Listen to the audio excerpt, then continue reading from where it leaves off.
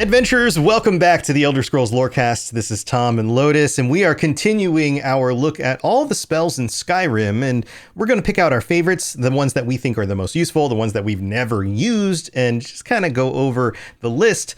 But we've already done destruction and conjuration, so we are now talking about illusion and restoration spells. And Lotus, welcome back. I know things are a little crazy in your neighborhood with like a I don't know if you want to tell people this, but it's a little. It's one of these weird things. We won't go super into it, but let's just say in some of the surrounding towns of Boston, there is a lot of police activity due to some stuff recently. And even though now it's not right next door to me per se, it's a little too close for comfort. So this is just kind of an unsettling evening for me. So Yeah. It's a little weird. we'll So just leave it at that. we're a little bit late, but hey, we're recording this live, of course, on Twitch, twitch.tv/robotsradio, and people are going to be joining us on there. But the recorded version of this is actually going to go up 3 weeks from now because we've got a holiday special coming out for Robots Radio, and then we have a patron chat. So we're kind of doing this ahead of time.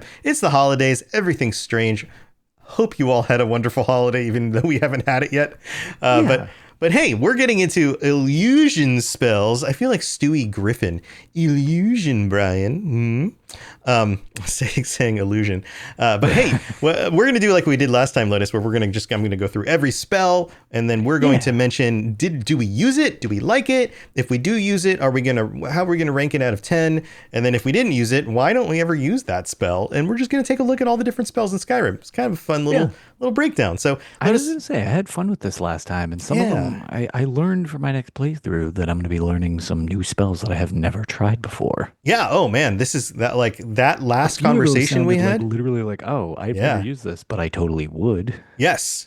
In fact, I got super interested today in downloading some more Wabajack mod packs in order to really mix up things, and so I've been kind of rearranging my whole mod situation with Skyrim. But sweet. Yeah, so maybe we'll do an episode about like mod packs in the future. That would be fun. We could probably get like somebody like George back on and talk about that stuff. I bet George would be. Yeah. I would argue George is the forefront of what mod have you not used is probably easier than what mods have you used. Absolutely. Yeah.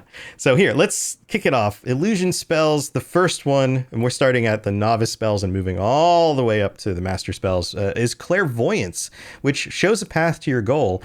And Lotus, this feels like the kind of spell you might use if there wasn't an arrow always pointing at the thing you need to go to. This is the kind of spell that, this probably would have been great when I've been playing through Arena or Daggerfall. Yeah. Battlespire. Yeah. Less with playing Skyrim or Oblivion, Standard maybe mode. Morrowind even. I could even see Morrowind because once waypoint markers, to your joke there, once waypoint markers are introduced, kind of negated the value of this spell quite a bit. It's like waypoint markers are basically this spell constantly on all the time. Although I have played mod packs that disable that and put you into like survival mode and that sort of thing. And then this spell becomes super useful if you get turned around somewhere and you're not exactly sure where to go next. So I can see the value of it, but it feels very situational. And if you are playing on standard difficulty with standard settings and no mods and any of that, I'm not sure that this is particularly useful for anybody other than somebody who hasn't really played an open world RPG before and just needs a little bit of extra hand holding, but I mean, we all have to start somewhere. So I guess I'm glad that the spell's there. It's just, we don't find it particularly useful. No, I never really, I straight up just never use the spell. Yeah. So, all right, moving on to the next one. I would rate it like a 1. It's okay that it's there, but I'm curious if we're in the minority though. Like, do people still use this and I just don't realize? Like, again, this seems absolutely invaluable as I try to finish Daggerfall. Mm-hmm. Invaluable, because if I have to go through the Durrani Tower and remember where I'm going one more time, I'm gonna lose my mind. Well, all of those dungeons don't actually function like real world buildings. They're just mazes full of corridors. It's a procedurally generated pasta salad. Right. Yeah. If you actually zoom out and look at the maps, they don't like walls aren't up against other walls and things like it. Doesn't function like a real. Tubes into everything, and the worst part is there's so many dead ends. Yes, right. Yeah, so a completely different game. But here, let's move on. We've got lots to get to. So so here's the thing with illusion spells is so many of them are about manipulating other characters, right? So courage, target won't flee for 60 seconds and get some extra health and stamina. This feels useful, like for, I don't know, if you're in a situation in a dungeon with a follower and the follower gets scared because they're just some general NPC who's following you on the quest somewhere. But I don't find this particularly useful unless you are doing like some sort of strange playthrough where you limit yourself, or you're really trying to troll a bunch of villagers into fighting each other or something like that, right? Yeah, I got nothing on this one too. I actually have very minimal use with the illusion Hmm. school of magic, like in my playthroughs. It just doesn't align with my style. So I feel like a lot of these, I'm going to be like, I could see if that's your play style or a specific niche, but it doesn't usually apply to how I play. And this is another one. It's just like, yeah, Yeah. not really something I ever do. Right. But I'm glad they're here, though. I don't want Oh yeah, anyone to no, hear I my like the perspective on this. options, and I'm Yeah. sure people do use them. Yes. Yes. It's just Especially in not some me. of these like really challenge YouTubers who do these like challenge runs, and they're like, okay, I can only use illusion and I can only use I don't know, daggers and like that kind of thing. Then all of a sudden you can find some really creative uses for these. It's just they're not the obvious spells to go to. It's so much easier to just hit somebody on the head or throw a fireball at them than it is to Yeah, manipulate them to fight exactly. each other or something like that, which is what Fury does. Creatures and people up to level 6 will attack anything nearby for 30 seconds. I've never successfully used Fury in a way that I felt like was beneficial rather than just confused the battlefield more. Just watch the chaos. Like I use this to cause chaos, not to actually functionally do something. Yeah, yeah, I'm on the same Yeah. page with that. So Courage and Fury, I would both give like a 4 out of 10. Like I'm Yeah, glad I they're mean, there, but totally. I'm mm, glad they're there, and I'm sure there's uses, but I just don't. I'm literally would be using it just to mess around with using it. right, right, right. All right. Well, the Calm is similar. Creatures and people up to level 9 won't fight for 30 seconds. This feels like a good way to get away from a bunch of smaller creatures when you're about to die and you have nothing else to do. It feels like a last minute spell because it only goes up to level 9. And there are higher level versions of these spells, like Right. in so many This is other just chains. exactly. But oftentimes, like we discussed last week, sometimes by the time I realize that I have this spell and it would be beneficial to use, I'm already fighting things that are more powerful than it, and it's not useful anymore. And But I would you yeah, would you, here? Let me ask you a question, Lotus. Would you assume that playing on a higher difficulty would make these spells better because you are in more maybe danger fighting lower level things? that could be, but the reason I could actually see that kind of potentially being useful for it. The reason I was going to say that I don't use these is if I have enough magicka in my pool to use, I'm going to use it for the one we haven't gotten to yet, which is restoration to keep myself alive in the fight Right. rather than discontinue the fight. Right, right. Well, see, that's the thing is that when you lean into restoration spells, it's as if your magicka bar becomes an extension of your health bar. Correct. 100%. And that's the way I perceive it too is, well, if I want more health, then I will use restoration and I will trade magicka for health. But something like this, calm or even fear is the next one on the list. Creatures and people up to level 9 flee from combat for 30 seconds. That's even better than just, okay, I'm in danger. Don't fight me for 30 seconds. As opposed to like, get out of here. I don't even care if you die. I don't even care if I win the fight. I just need Right. to get out of Now, here. Yeah. there is something that I feel like maybe is worth noting again. I haven't really run into it, but I could see a reason for it. And sort of again, it falls into the a little less in the current two games with Oblivion and Skyrim, maybe a little more prior to. If they are a quest giver that you're doing something with and you accidentally piss them off, Hmm. do you want to Hmm. calm them down? Because if you kill them, it'll end your quest. Right. That's true. That could be beneficial. Right. The Right. only reason I say maybe less in the newer games is unless it's a pretty non essential side quest, they make essential NPCs unkillable as of Oblivion. Right. So, Right. whereas the old game, you got a congratulations, loser. You ruined the prophecy and doomed the world if you Right. kill somebody. Right. So you have to restart your game. Yeah. So if you accidentally upset somebody, calming them down is actually something that I could totally see being like, oh no, no, no, no, no, I don't want to kill you and you're hostile. Hmm. Can I smooth this situation over? Then I could see that actually having its value. The newer games, I mean, there's side quests where you can still kill side quest people. So like Sure. that's Sure. but that's where I could kind of see that being maybe more useful Or to vendors. prevent losing a quest or something. Well, what about vendors? Like you piss off certain vendors and then Hey, you don't want to have, I was going to say, like you don't want to, even if they don't attack you, if they just don't want to sell to you anymore, okay, maybe calm them down and be like, yeah, all right, let's relax. And then you can chill buy out. all my trash. Right. Like, Take all my trash away. All right. yeah, See you later.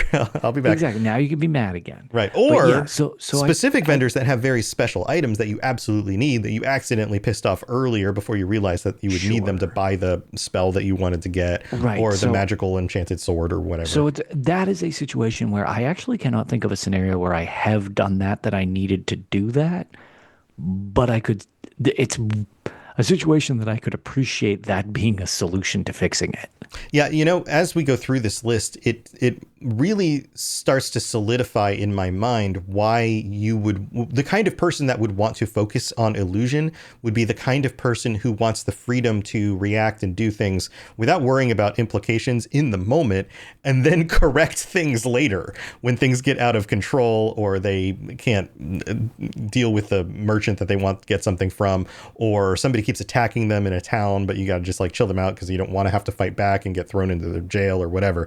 It feels like this is the spell line to go down if you just want the freedom to just make whatever decisions you want to make and then deal with the ramifications later. So, Yeah. I mean, Yep. but again, I haven't tried it. So I haven't tried it yet either, but yeah. these are things I could see them being useful for, and I'm glad that it is in the game for such reasons. Yeah, so I'd give it a 4 out of 10. I'm glad they're Sure. here. And if you are somebody who absolutely uses these and has very fun, creative ways of playing through using these types of illusion spells, then absolutely comment. Let us know about that. But here, let's move on to Muffle. This is one I do use.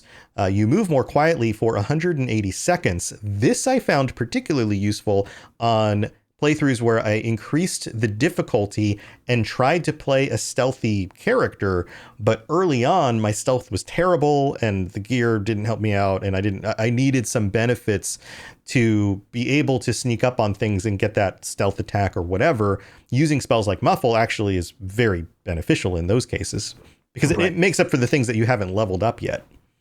Yes, I can definitely agree with that. And it's kind of funny. I oftentimes this is one of my power level spells. It You just keep casting because on you yourself to level up. because Yeah.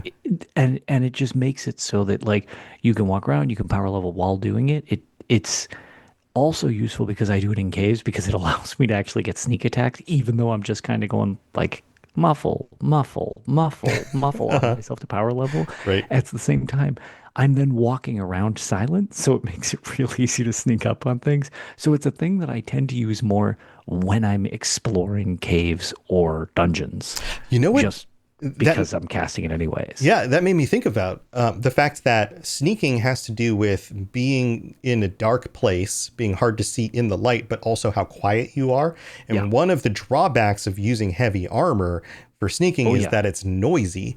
I Yep. wonder, and I've never tried this, doing a stealth build, like a tanky stealth build, but constantly using muffle in order to counteract the heavy armor. It definitely helps because since I tend to do a jack of all trades approach, I will power level. I will level up my heavy armor as well. Mhm. And a lot of times it's like way more beneficial to just like do that. And then I can sneak around. People definitely don't notice you as quickly if you do that. So Right. it's 100% like a viable strategy. Yeah, I typically just stick with the light armor, or I'll Right, do because the I mean thieves they coincide quest with each other. It line, makes and sense. yeah, and get like But all no, the you gear. definitely can help with the situation if you want to use heavy armor and also use muffle in tandem with it.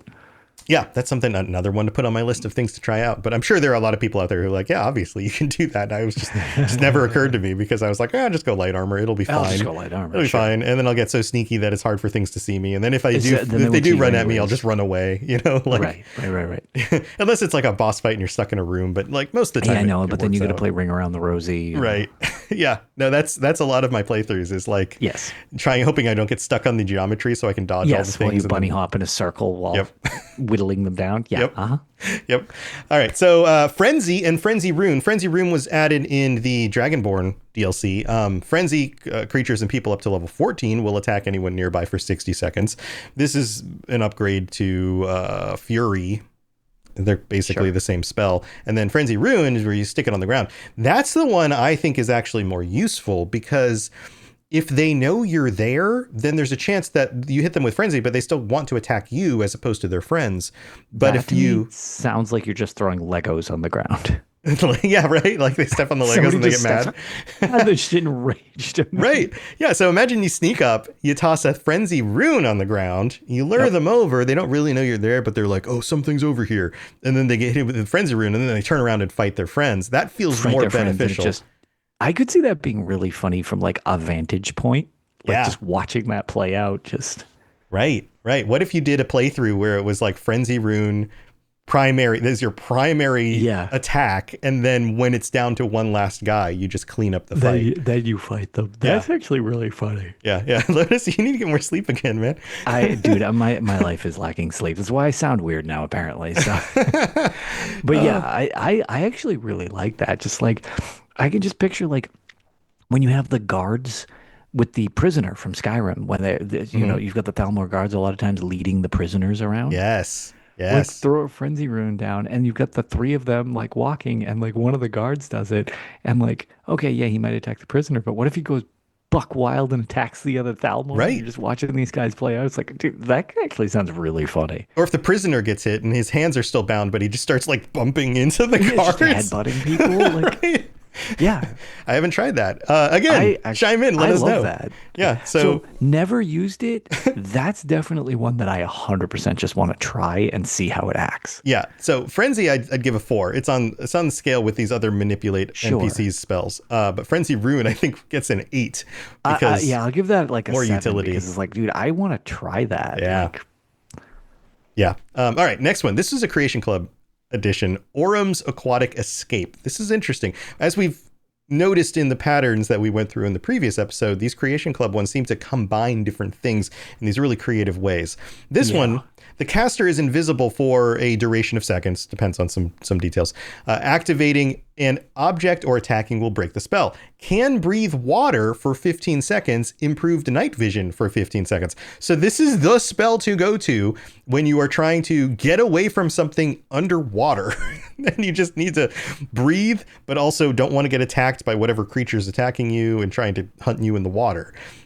It feels very specific use case. And oh, by the way, these are all adept spells as we've moved into the Fury section. Sure. And now this one. Yeah, that's What do you think? it's very specific. I don't really know how else to say it. Yeah, it seems like in that specific scenario, that's super useful.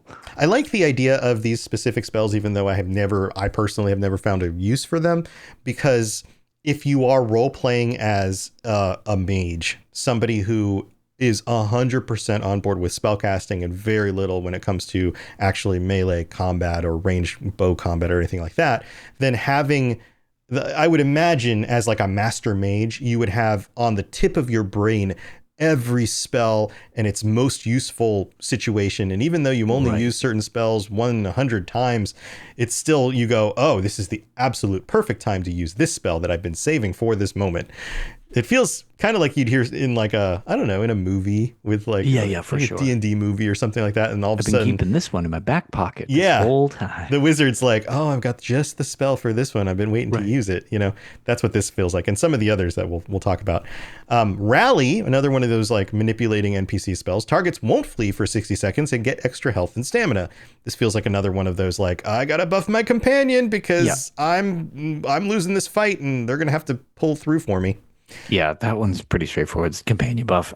Again, these aren't ones that I use like I see Yeah. why they're there. I get why they're there. It's not something I bother with. Yeah, I spend most of my time not with companions in dungeons, but I do enjoy then flipping the script and having one or multiple other companions or Sure. summons.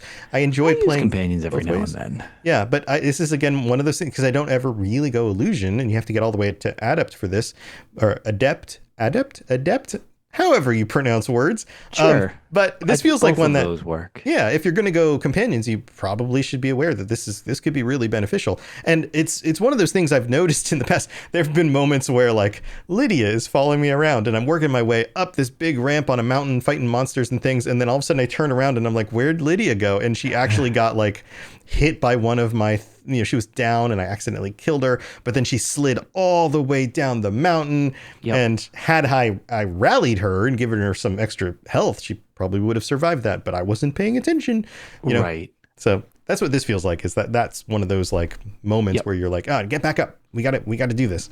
A little bit. Yeah, yeah, for sure. So I feel like that gets like a 6. I feel like rallying your companions a little bit more important I than mean, like if you use companions fury. a lot, I could see this being super useful. Mhm. If like you're relying on your companions to help you in combat, I could see this almost being essential. Right, right. All right, so we've got another weird one. This is another Creation Club one. Fenric's Welcome. Caster becomes invisible and can open locks with level expert and below for 5 seconds. Activating an object or attacking will break the spell. This, again, feels like one of those, I don't want to go stealth. I don't want to go stealth archer. I don't want to go sneaky. I don't want to have to level up my lock picking, any of that stuff. I just want a spell that will help me out in these kinds of situations where I'm just invisible for a few seconds. I can pick the lock, I can go through the door, and then I'm done. You know, like I'm good. Yep. So a very situational thing, and it's an expert level spell. So it takes a bit to get there. Yeah, I feel like I don't know. Again, kind of specific. I guess if you don't want to go into any skills related to thievery, but then you have a scenario where you need to get into something, Mm-hmm. Like this could the be useful. Thalmor, like the Thalmor mansion or whatever, Embassy the type of embassy. That's the deal. word. Yeah, Like that yeah, kind of yeah. situation. Like sometimes you can get to that point in the main quest line and be like, crap, Right. I'm And you're not like, well, I stealthy wasn't at all. exactly. It would be super helpful to be stealthy. So like that, I could see that being. I could see it having its uses. Yeah, yeah. So it's a very particular thing, but I think I give this a solid like 7. Like there's definitely use cases for it. Yeah, yeah. I could see that. Okay, let's move on to invisibility. Caster is invisible for 30 seconds, and of course, attacking or interacting with certain things will break the spell. But this is expert level. It's only 30 seconds, and it also doesn't muffle your sound. It just makes you invisible. Do you ever use this one? No, No, just no, period. No. just straight up no. I do not. I never use this. I don't really. I could see people wanting to use it. Again, glad it's there. I don't. I don't. And even in 4, actually, hold on. Is it on the list? Chameleon? In Oblivion? Is that what you're thinking? Yeah. Yeah, there's a similar spell. No, I was going to say, is it on our list? Hold on. I actually don't have our list on my screen. Hold on. Let me flip to. Is Chameleon on our list of thieves that we haven't gone over Illusion yet? spells? No, there is no Yeah, chameleon. it's because I think it's specific to Oblivion. Hmm. Okay, so let me put it this way. Chameleon is essentially like invisible, I guess, Yeah, but it was a percent of visibility reduction kind of thing. right. So like you have 22% chameleon. Okay, cool. It removes 22% of your ability to be seen. But the trick, which most people will know, I mean, it's a pretty common trick, was you would enchant your armor with it. And you Hmm. enchant so many pieces that you actually have more than 100% chameleon. So Right, just straight up invisible. right. So when you got tired of doing the Oblivion gates, you just march right up the top. That is the only form, and that's why I kind of wanted to mention. I didn't know if we were going to mention it specifically separately, but chameleon I would kind of put in the same boat as invisibility. So in this scenario, no, I don't cast invisibility, but in Oblivion, I definitely had my chameleon armor. Hmm. So you find the enchantment of your items in this In regard this more beneficial scenario, than just a we'll spell you say can in this cast. specific set Right. of invisibility based things, yes, I do like it on armor if I ever need it, Mhm. and it's usually just for efficiency of doing something. Right. Right. So I do use it in that scenario. Yeah. Well, in your use cases, Oblivion gates, which get redundant, which is kind of a Correct. design flaw of Oblivion, if we're just going to Yeah, be well, frank about it, you know? back on the 360 when I was playing Oblivion is like my main game. I haven't gone on this insane quest in the new one in the remaster yet, but at the time I was seeing if I could close 200 Oblivion gates. Yeah. Yeah. Um, Yeah. And then and it after just a gets while, super repetitive. Yeah. okay, I've seen every layout ever. Hmm. I'm just to the top I go because Yeah. like I got to even the though point one where I would hitting just things I don't run. care. I wouldn't Correct. even worry about being invisible or fighting And that's anything. I would so just what it run was. past everything and then I would just Correct. grab the orb and then, And oh, I peace got out. warped out. We're done. So like that's the thing. If you had this chameleon thing, you could just literally there was zero threat of death because nothing even knew you were there. Yeah. Just walk past everybody. So Yeah. so there is a I wouldn't say I totally don't use this spell, but I use this a version of this spell in enchanting. I'll say Hmm. it that way. And Right. in terms of that, I got a lot of use out of it in Oblivion at least. Yeah. So I can, again, see the use, but you have to get all the way to expert before you use it. It makes sense. Yes. You're completely invisible, but also you're not muffled. There's a little bit of a trade off there. I used a potion version of it a couple times in Arena, if I remember correctly, as well, Hmm. because I was getting crushed by everything so brutally at a couple points. I would drink a potion of invisibility, which is granted a little different than the spell, but the same effect. Mhm. And in the 30 seconds I was invisible, I ran like a coward past all of them so they wouldn't murder me. Nice. So I definitely would say that I use variations of invisibility for sure. Right. So, okay. So what would you rank in just I would say invisibility in it's general? great as a panic button spell Hmm. to have. So I would say it's a solid 7. Like I don't Yeah. use it all the time, but it's definitely good as a this is too problematic to deal with. This will help me deal with it, Right. and that's kind of my solution. Yeah, I think so too. Or you've really gone into the mage build and you don't have any real stealth, but you just need to steal something Right. off somebody's table. Sure. And so, okay, the spell's useful. Yeah. Yeah. So Right. in that case, it's like a 7. Like I'm glad it's there, but using it all the time, not really my thing. Yes, not worth it. All right. So then we have Pacify and Rout, which are upgrades to previous spells, basically. Creatures and Exactly. people up to level 20 won't fight, or up to Yep. level 20 flee from combat. Similar kind of thing. Glad Same that they're type of there. deal. Yeah. So let's move on to Call to Arms. Targets have improved combat skills, health, and stamina for 10 minutes. This improves things like marksman, 25 points for 60 seconds in 100 feet, fortifies one-handed, two-handed, health, and stamina. It's basically, it is just, 25 points is a pretty hefty amount. yeah, it's a big buff to, it is a master level spell, so it takes a bit to get I there. was going to say 10 minutes too. It's not like you're casting it and it's not going to last long. That's a huge buff for a long time. Yeah, so this feels like if you are going the mage build with a bunch of companions and you want them Yeah. to do all your dirty work for you, you just keep this up every 10 minutes And on your yeah, companion. you basically just have like a jacked out army. You Yeah. have the Hist army that siege the Oblivion Gates. Right. Yes. Right. Yeah. You just constantly buffing your buddies and staying back and just letting your minions do all your work for you. Yeah, know, pretty that's, much. That's what this feels like. So that I think is absolutely useful, and especially if you've gone into a build where you've put everything into Magicka, not health, not stamina, and, Right. and you're just and you haven't even gone destruction. Like this feels like the ultimate. I'm going to conjure minions, or I'm going to have companions, and I'm going to buff them, and they're just going to do my work. Yeah, for me. because this is doing nothing for you. Right, So. right. So I would give that a 9. I think that's super. Yeah, useful. no, if you're using a companion style setup, this is like a must have. Yeah. All right. So Harmony, creatures and people up to level 25 won't fight for 60 seconds. That feels much more useful up to, characters up to 25. And Hysteria, similar, up to 25, flee from combat. So same kind of thing, 4 out of 10 for me. If you get to that point where you have enough magic and illusion in order to do these and make them useful, good for you. But I feel like that becomes very intentional. Yeah, I'm there. I'm glad it's there for somebody else. Right, right. And then Mayhem, creatures and people up to level 25 will attack anybody nearby. This is the, you go into a town and you make the guards slaughter the people in the This city. is to make funny videos. Yes, and this is the funny video spell, also 4 out of 10 for me.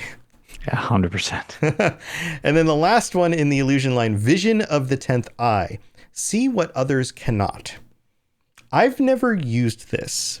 What I'm is this? I'm not 100% sure what this is even.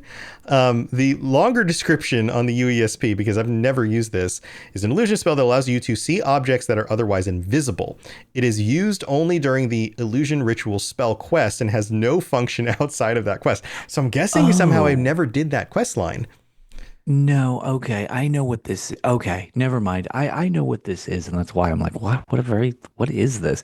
Yeah, there's a quest item you need, and you cast this, and you can actually discover it if I remember, if I'm thinking of the Mm. correct one. Yeah, it's Um, given by Drevis Nelorin as part of the quest illusion ritual spell. okay. So All that's where right. this Then shows yeah. up. So then it's basically a spell specifically for a quest. Basically, we need a way to hide an item so that you can't find it outside of doing this quest, so you don't randomly grab it, Yeah. Yeah. and then you can get this. It's because the game's so open. Right. It's kind of hard to ever make something like that happen. Right. So it's like a functional, like a dev function spell, less than like, hey, there's invisible things in the world, and maybe if you just use this, you'll come across stuff, which would be really cool. That's actually a really fun idea for something like Elder Scrolls 6 is what if there were mages who just hid objects in the world in plain sight, but just made them invisible? And unless you were using a spell that Right. allowed you to see things that were invisible, then nobody's going to know it's there. So you can come across like a hidden treasure trove or hidden items or special enchanted weapons or armor. And that could all be tied to like like heck, even the Sigic Order or somebody like that, right? Like you could take Sure. that kind of thing. And they kind of play with that a little bit in ESO with Sigic Order and the Yeah, yeah. little, that little, what is that? The effect where it like shimmers and you go up to it and then there's stuff there. Yeah, I don't know what they call it specifically, but yeah, absolutely. Yeah. So I think that would be cool. But in this case, it's not useful It's except for the quest hyper line. specific. So yeah, like a 1 out of 10. All right, let's move on to restoration spells with everybody's favorite healing, which is very, novice. Everybody's tried this spell All at some tiers, 10 point. out of 10. Yeah, 10 out of 10. I'm you joke, but I would agree. This No, spell I early do on. joke, but sort of like my default, as much as I like to just go in, well, yes, I do everything, but as much as I like to smash in the front door, I'm always kind of defaulted to what people tell me was like a paladin type of thing. Where it's Hmm. just like, no, I'm all swords and smashing things with shields and armor, and I just need to heal myself all the time. Yeah.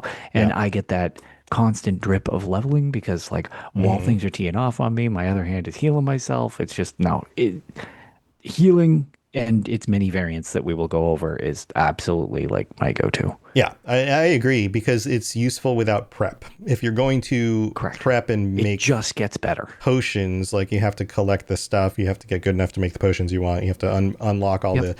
the different ingredients and all of that stuff, and then that And this takes is that takes work, like right. And this this is one. always useful. And the better you get at it, it just becomes more useful. Yeah, absolutely. And this is across all games. Every single game I play like this. Yeah. So I'm on board with that too. Most of the time I'll use healing if I'm doing something like not every playthrough, but most of the time. And so that's going to be the case for any of these self heal spells because they have eventually they have different variations, but for the most Sure. part they're just useful to keep yourself alive. So 10 out of 10 for me, 10 out of 10 for you. What Yeah, about without a doubt. wards? Do you ever use a lesser ward? Increases armor rating by 40 points and negates up to 40 points of spell damage or effects. At the start of the game, I do sometimes, because it does level my restoration, which helps. And since generally my armor is crap, it is a little helpful. I will throw them on if I remember it in advance. Mhm. But do I go out of my way to always use it? No, but I will use it. So I'd say it's like I don't know, like a 5 or a 6 type Yeah. of thing. And then once I get stronger, it drops off a cliff. I just stop bothering. Yeah, I find it hard to know to time the use of it correctly That's fair. because you have to like be casting it, right? Because you're casting like basically a little shield in front of you. Yes. And that Yeah. pairing Yeah, with the, like, oh, I'm going to be hit by a fireball or I'm going to be hit by the sword swing when I could be just concentrating on just moving out of the way. Oftentimes, if I try to switch to using wards, I just end up taking more damage than I would have Because otherwise. you didn't time it right. Yeah, no, I can see that for sure. And it's, again, like I said, it quickly drops off once I start to power up a bit. But at the start of the game, I will definitely kind of use it a bit. So what did you give it a number? I forget. Didn't number Like out of 10? I think it was like a 5 or a 6 Like type 5 or of 6. thing. Okay. again, it has very minimal use for me, but a lot of times you'll see me use it just to get myself some base armor that isn't totally just made of skeever butts or something. Skeever butts. Yeah, I would give it a 2 because I've just Yeah, never it's particularly just found them well, it useful. sounds like it's almost an active detriment to pull you away from what you're trying to do Yeah, anyway. So that's yeah. really not helpful. Right, it draws my focus. And in Yeah, fact, if I'm under threat of something attacking me, it's probably better that I'm using both of my hands to do things that are beneficial. Heck, I would even rather just raise a shield and just sure. block a blow or stagger somebody by pushing them with my shield so I can get Yep, some more hits in than I would just sure. stand there with a ward. But I don't know. I feel like if you were to improve this in future games, then you would tie also in something like it creates a force that then also repels. Like if the enemy gets so close to you, you put the ward up, it also pushes them back or something like that. So you don't always have to rely on timing it with when they're swinging. So one thing that I could suggest is kind of like a cool idea based on what you're saying. Did you ever play Titanfall or Oh, Titanfall yeah, yeah. 2? Yeah, yeah. Mhm. The one, I forget which Titan off the top of my head, where you can put up the magnetic shield and it catches the Yes. bullets Yeah, yeah, and yeah. then you can project them back. Right. That'd be kind of cool if you could do that with like arrows Yes. or like if you caught a fireball and chucked it Or back. bounced So that, lightning back at something. Yeah. yeah, that's kind Yeah. of like, that'd be kind of cool. I could totally see that Mhm. because I Or actually like a used to like perfectly doing that a timed lot. one actually Yeah, bounces yeah, things yeah, like back. parry Right. it back type of Parries it. thing. But Yeah. yeah, I that was something I always thought was really cool in Titanfall. So it'd be kind of interesting to see that like attributed to almost like a ward type of thing. Yeah, there is a mod that upgrades your shield line so that, in fact, it's not even a shield line thing. It's just blocking. It adds more variety to the ability to block and parry that I tried out Okay. recently. But it also allows you, if you perfectly time a block on an arrow, you can bounce the arrow back at the archer, Oh, which is a that's lot of funny. fun. Yeah, especially like you go into a fort with a bunch of bandits or whatever, and When there's always everybody's just guys up on the firing top random just arrows. shooting Yeah, at yeah, you, yeah, and so on the you can just go ramparts. ping, ping, and hit them That's up. really funny. Yeah, it's a lot of fun. So next one on the list, fast healing. Healer heals the caster for 50 points, 10 out of 10. Healing Great. spell is just the apprentice Yeah. level. Healing hands is a little bit different. Heals the target 10 points per second, Yes. but not undead, atronachs, or machines. Yeah. So basically, if you have a traveling companion who is totally a man or mer, you can piece them back together. Yeah, yeah, yeah. Sure, that's fine, I guess. I never use this. If my companion's down, get your husk out of my way so that I can continue the fight and I'll deal with your husk later. I don't care. I'm not healing you mid combat.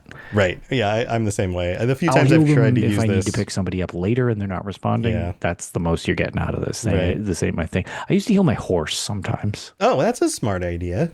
Yeah, Huh. Okay. that's Hadn't about it considered that. though. Yeah. Otherwise, I don't use it either. This is like a 3 out of 10 for me. Yeah, same. I'm glad it's there because it does. It seems like it would be good, but again, it's not. It does not have a lot of practical use to anything I do. Yeah. So the next one, necromantic healing, is similar but only for undead targets. It's part of the Dawnguard DLC. This seems super fun if you're going for like necromancy lich kind of build, healing up your little skelly buddies or zombies or whatever. Hmm. So I like that. That's fun. That feels useful, especially if you have like multiple summons. Sure, if you get a little skeleton army. Yeah, yeah. So I like that one. So that one I find more useful than the healing hands one. But I think that just is because necromancer builds seem more interesting to me than just Yeah, I having a was gonna group say, of but it's people run essentially around the with you. same thing. Yeah. Yeah, yeah, yeah. So I'll put that on the list. Basically the same. Steadfast Ward increases armor rating by 60 points, negates up to 60 points of spell damage or effects. It's the next level of Ward for Apprentice.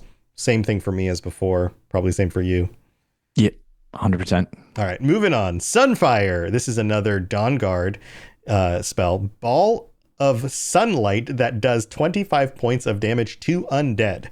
Now, my problem with spells like this is that I often, because I don't really double down on being a mage who knows exactly what spells are at my disposal at any moment, oftentimes I won't even remember, oh, this spell is specifically for undead. I'll switch to it instead of just hitting it with a fireball again. Right. And my assumption is maybe it's just like like the value is slightly more if you remember than just a generic fireball. But I'd have to look. Apprentice yeah, level I was gonna say I don't fire remember. I actually should have spell. compared these to start with, but it's like, Uh, does it cost less and do slightly more if it's undead? Is that the benefit? yeah, no, I think Ignite is cheaper if I'm looking correctly. Firebolt might be on par with it. It's hard to compare because I have to slide up and down the screen in order to find it Yeah, again. it honestly, it sounds more of just like a if you're doing the role play aspect of it, it's like I'm It's working for cheaper. I Meridia think it type is of deal. cheaper. Yeah, Yeah, it is cheaper. That makes sense. okay, I thought that's what it was. I thought there was a benefit to it being more nuanced, that it was either cheaper so you could cast it more readily, or it did more damage for the same, but or both. I don't really remember because Yeah. I don't really Yeah. use it. But So it's situational, so you have to remember to use it's it, but it is more efficient. correct, and I can't be bothered with that type of situationalness, so Yeah. I have Yeah. never bothered. Yeah, me either. But I'm sure there are people out there. But I love that it exists for somebody who wants to Yes, and I really was going to get say in the from the role mind of a play mage. aspect of it Yeah. is a big thing. It's like, okay, well, no, I'm using holy light instead of just chucking fireballs. Right. Totally cool. Yeah, add it in. Right. All right. So, as a paladin sort of player, how do you feel about turn lesser undead? Undead up to level 6, flee for 30 seconds. Hate making things flee because it's harder for me to bash their skulls in. Yeah, I agree. I'm like, why do I want to send it away when I just want I it to know. come to me so I can kill it? I guess maybe you're sending it away so you can plink it with arrows or I spells. guess. I think I this don't know. is. I never use these. These are literally spells that I find actively detrimental to how I play. So these are all like causing anything to flee. So I would say the flee line is just Yeah. zero out of Yeah. Well, I think this is like you're playing on harder difficulty. You don't want to get overwhelmed by enemies. So you maybe. send some of them away so you can fight one So at a it's like, time. but turn undead is the same category as flee. Like I get it. Like Hmm. I get why you could want to do it, but to me it is not useful. And there's no value to me in ever turning the undead. At least getting people to run away, I can see as being more useful than Yeah. getting zombies or skeletons. Draugr. What I mean, to talk to you later? No, absolutely not. Like Yeah. there's no scenario where I would use this. There's minimal scenarios where I would use flee, like we had discussed. Yeah. There's nothing here. Yeah, if unless you want to roleplay as like a vigilant of Stendar or something, right? Like, okay, yeah, I'm glad it's there, but I don't use it either. So I'm thinking like a 3 out of 10. Close Yep, wounds for sure. heals the caster for 100 points. Healing's good. 10 out of 10, right? Yes, sir. Now we're at adept spells, however we want to say that. Greater ward, same kind of thing, just another ward. Let's say you're an adept. Adept. Heal other heals the target 75 points, but not undead, Atronachs, or machines. Another just level up to a previous spell, which we've Sure. discussed. Heal undead. This is a Dawn Guard spell. Heals the undead target 75 points, but not the living, Atronachs, and machines. Again, another level up for if you have a necromantic army. Poison rune. This one's interesting. This is a Dawn Guard. Or no, this is a Dragonborn. One. Targets that fail to resist take 3 points of poison damage per second for 30 seconds. Now, I could see you make an argument for combining poison rune with causing a target to flee so that you poison and then they just run off and their health ticks down and they die.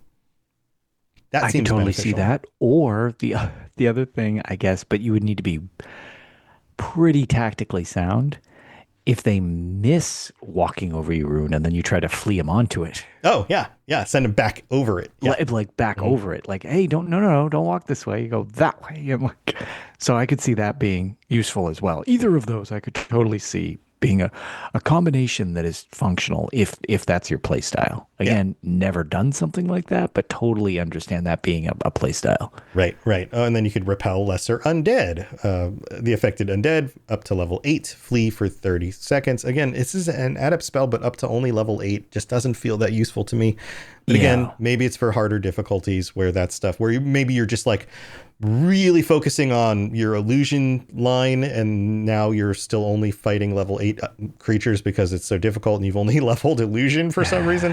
Right. I don't know. But it But feels not too much so that Yeah. they don't level up. Yeah, it feels like anything that's a low enough level, you're going to have an easy enough time dispatching. It's only the things that are higher level enemies you come across that really give you any trouble.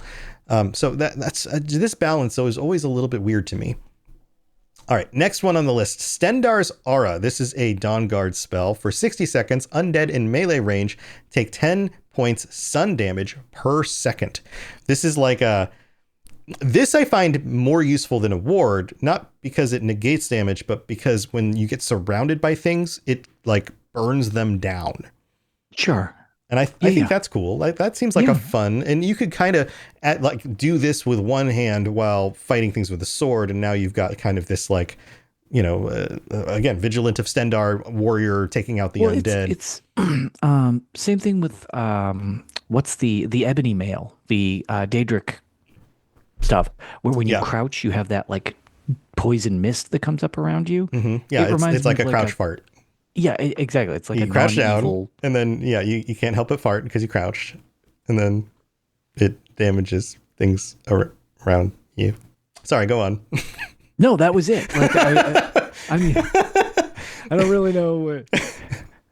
Just That's just a yeah. funny image in my head. You're like wearing all I this armor, and you had some beans for lunch, and then things just don't want to get close to you anymore. All right, so turn undead. This is another make enemies flee, undead enemies specifically.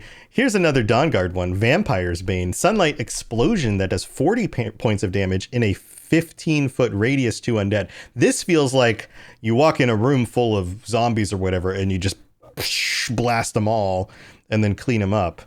Again, a spell I haven't used. This going through this is really making me think that doing some sort of like undead hunter kind of build could be kind of fun. And then very specifically picking quest lines where you have to go and fight undead or vampires or whatever.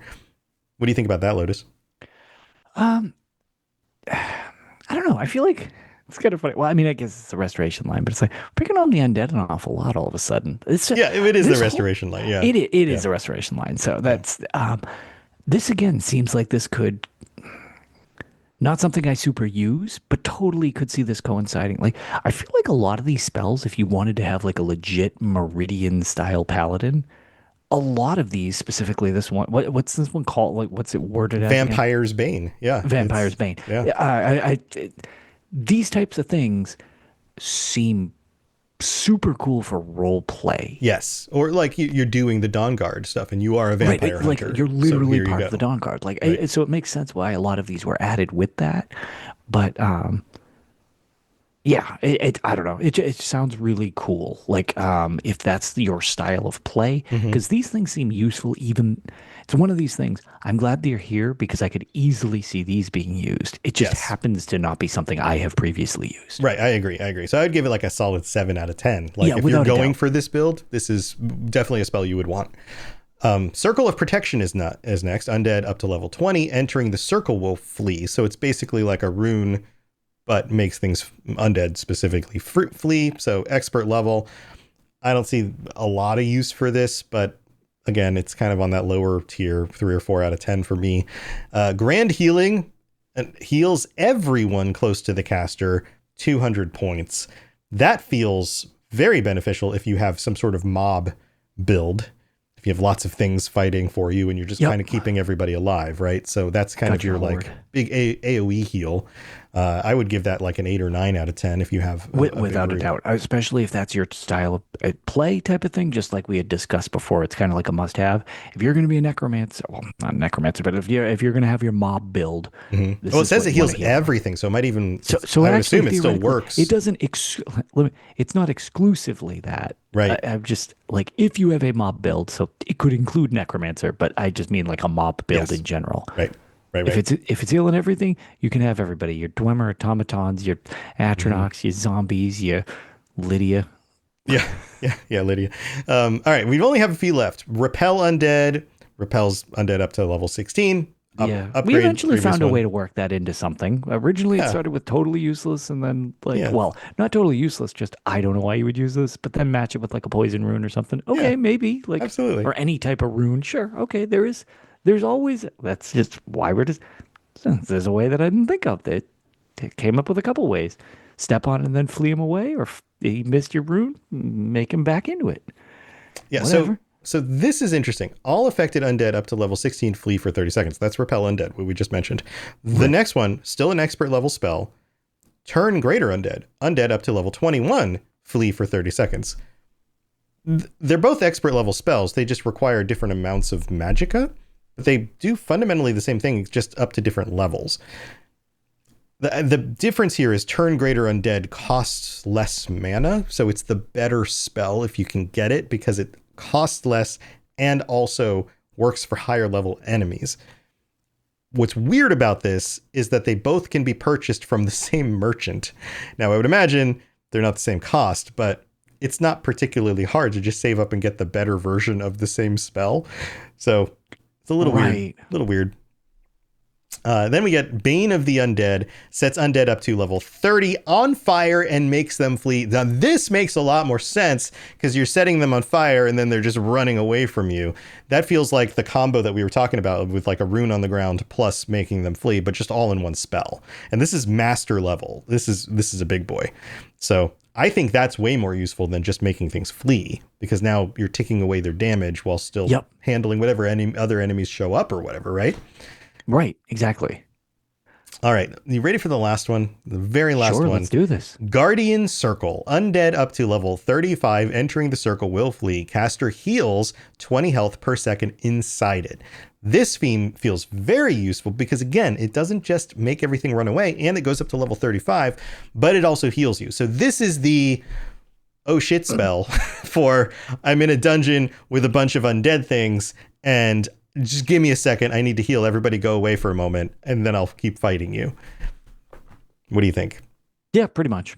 Again, this is not one of these things I'm glad it's there. It's not for me. Yeah. But if you're doing a build that uses this, and that's just it. Same thing. Yeah. I love the fact that these build out the world, because sometimes it's like, what if your enemies are using it? It adds that flavor to things. Like, that's just cool. Like, you know what I mean? That these are in the world. It doesn't necessarily need to be something that I'm specifically using. Someone near me could be using it. An ally could be using it.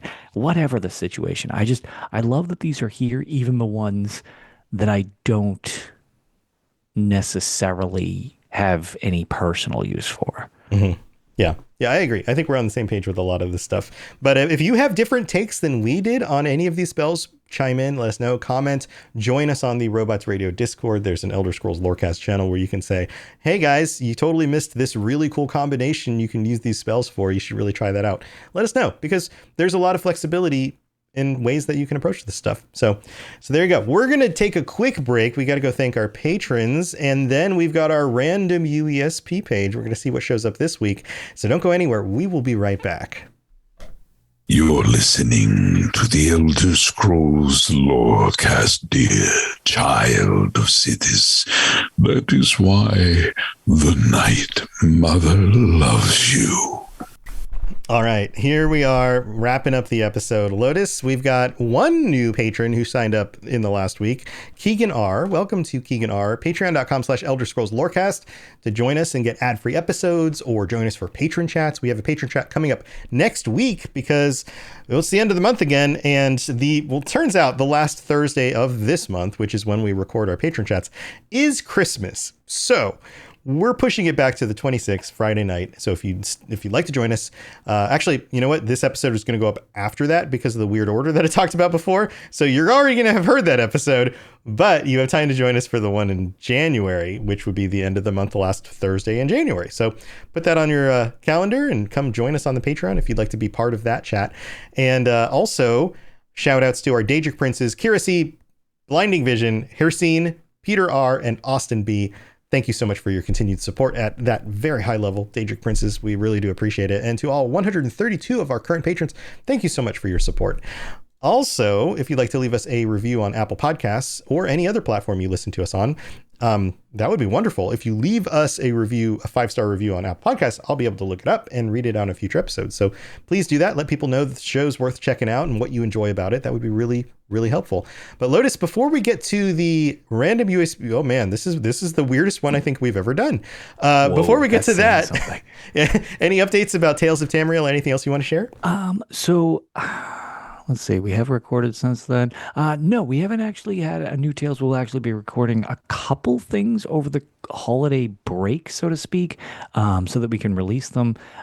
One of the collaborations will obviously be our yearly wrap up of the storyline from the previous year, which is the Season of the Worm Cult. So that'll be fun. hopefully can manage to coordinate times with Avron Doodles and TES Benefactor, as they have been like longstanding friends of the show for that. And we have a very special one with the help of TES Benefactor, who's looped me in, and it's I want to say that it is since he works at the Imperial Library, which is a fantastic sister site to the UESP. It feels like it's a real place where he goes to I know. work at the He's like Imperial literally Library. just working in That the would be library. amazing. Can you imagine an actual Elder Scrolls building called the Imperial Library with real volumes of all the books, like in the shop? That would be amazing. Anyway, sorry, go on. So, what do you call it? So he has some really cool stuff that they're putting up on the Imperial Library about, I know actually this will probably connect a lot with our audience, so I'll definitely make everyone aware when we do cover it and do a show on it. But he has a lot of the documents from Julian LeFay, created a D&D game, which, as we all know, D&D is very heavily inspiring, especially to the original Elder Scrolls games. To Arena, yeah. Yeah. Yeah. So he actually has a lot of how that game was designed, and we're gonna go over that. They're actually That's very uploading it to cool. the UES to the Imperial Library and stuff like that. So that's gonna be super cool. And he shared a bunch of the stuff with me. We're gonna kind of suss it out and have a nice discussion on it. And I know so many people have that joint interest with Dungeons and Dragons, so that might be an interesting listen for a lot of our listeners here as well. Yeah, remember when we did the whole thing about Talos? We went back and did all the Talos lore, and one of the theories I had was that Talos and Wolf Hearth and what's freaking Earlybeard? What's his first name? Oh, Halty Earlybeard. Yeah, Halty Earlybeard, and the evil mages and all of those characters were originally from a D&D campaign, and that's why that they're all jumbled up, but somehow make sense into a mess, for into sure. a mess. But they just kind of worked them all together because Yeah. it wasn't original. And maybe there's some truth in it. Maybe you're guys are going to take a I look was at this gonna stuff say, and I you're like, oh haven't my fully gosh, gotten look. through all the stuff he sent me yet, so Yeah. I don't know, but we're doing something. We're doing some research on it, so I'm very excited for that. So. Yeah. So, oh man, names fall out of my head. Tharn. There you go. Oh yeah. Tharn was one of the Yeager. characters. Yeager Tharn. Jagar. But yeah, that's really cool. Jaeger Bomb Tharn. Definitely love to learn more about that when that's up. Yeah. So those should be two fun episodes up on the horizon that we'll be talking about, and then there's some other stuff. Obviously, when we get the new information on the coming year of the Elder Scrolls Online, because that's the most active game still. So once more is released on what the next year of that will be, we'll be able to discuss more of that as well over there. So Yeah. It seems like they've got some good plans. So I'll have to plug in and update people on that when that happens. But that's cool. Check out Tales of Tamriel. And also you can check out my other shows, robotsradio.net, for a whole bunch of shows. I do the Fallout Lorecast, and recently Season 2 has started, and I did a breakdown of all the Easter eggs, lore connections, and everything else you might have missed in the first episode on the Fallout Lorecast. So if you are checking out the TV show and you want to dive even deeper into all the stuff, and that episode took me hours. I spent hours going through all the little details I could possibly put together for that episode. So go check it out. And then also the Lord of the Rings Lorecast. We just are wrapping up The Hobbit, and we will be talking about the Lord of the Rings coming up in a very close read. It took us a year and a half to get through The Hobbit. This is going to take a while, but we're going to analyze every little detail of the Lord of the Rings, and it's going to be great. So those are up on robotsradio.net or any podcatcher you listen to this on. Plus there's lots of other shows on the Robots Radio Network. So go check that out. But Lotus, we've got the weirdest random UESP page that I have clicked on so far. And that's saying something. Well, it's an Elder Scrolls Online, so it's not inherently just weird, but the UESP documents everything. We're talking the spells that we discussed, creatures, variations of game patches, like this one for Elder Scrolls Online patch 1.38. Released, my favorite patch. Released on August 27th, 2018. Welcome to the Elder Scrolls Online version 1.38 and the Wolf Hunter DLC game pack. Wolf Hunter introduces 2 new 4-player dungeons, allowing you to venture into the hunting grounds of Hircine. Do you remember this one, Lotus? I do. One of them These are super fun dungeons, but at the time were notoriously brutal on the hardest difficulty. Yeah. Yeah. And it goes through the entire patch notes and all the things that were announced, all the changes, all of that stuff, which is hilarious because, I mean, it's really cool to keep this stuff documented, but I have to wonder, how many people have clicked on this page? Am I the only one? Specific link. Right. Like, am I the only one in the last year or so that, or longer that's actually clicked on this page to look at it? But I would imagine just even for developers to be able to go back and be like, which patch was that thing in? And, you know, did we ever reverse that or add to it or whatever? I'm sure they have their own documentation internally, but also being able to just look it up on a website is pretty helpful. I was going to say just be able to actually reference it type of thing when they need. Yeah. No, they were actually excellent. Excellent dungeons, and it's funny that you're kind of joking, like, do I remember this? And I actually do remember this patch because, like I said, the dungeons were very tricky, but Moonhunter Keep was the more notoriously difficult of the dungeons, and it actually still to date, it has one of the most unique things in kind of like this Simon Says wizardy in thing. The puzzle of the dungeon, the thing you have to do. And then, but one of the Simon Says blocks is invisible. That spell we just talked about would have come in real handy here. It would have been great. Yeah. And the other one was March of Sacrifices, which was super cool, was filled with secrets, and has still to date one of my favorite hard modes in the game because I feel that it's not based on any randomness. It's literally just like a skill thing, which I found really, really fun. Cool. Well, there you go. That's the random page for this week. And we appreciate you tuning in. We're excited about a new year, 2026. Everybody still talks about rumors about when they're going to give us more about Elder Scrolls 6. My money's still on it'll be 2027 by the time we see a release for that.